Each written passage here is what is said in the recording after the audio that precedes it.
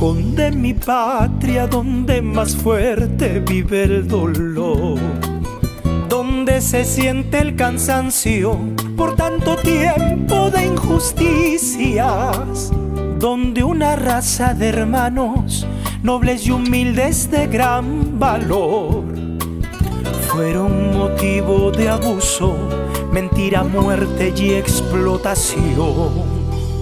Lo engañaron, lo humillaron, lo explotaron, lo aplastaron, lo golpearon, lo mataron y aún vive su corazón.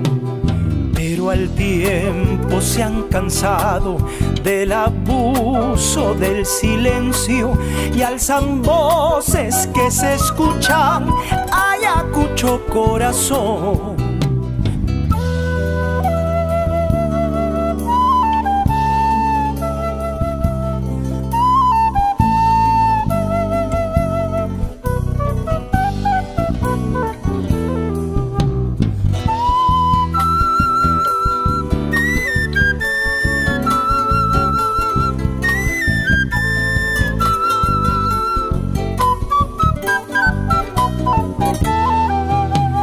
Ayacucho está esperando que vuelvan tiempos de libertad, donde los hombres compartan su gran herencia de comunidad, con el oro milenario de la sonrisa y sinceridad. Hijos del sol que levantan tiempos sagrados de dignidad.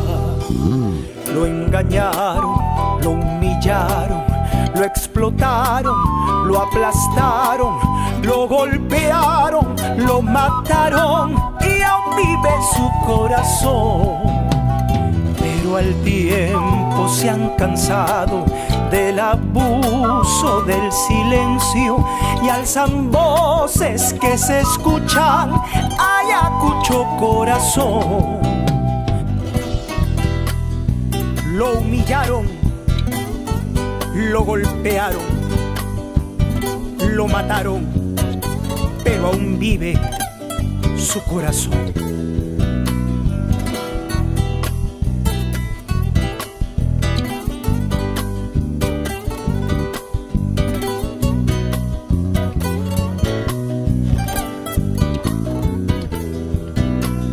Lo engañaron, lo humillaron, lo explotaron, lo aplastaron, lo golpearon, lo mataron y aún vive su corazón.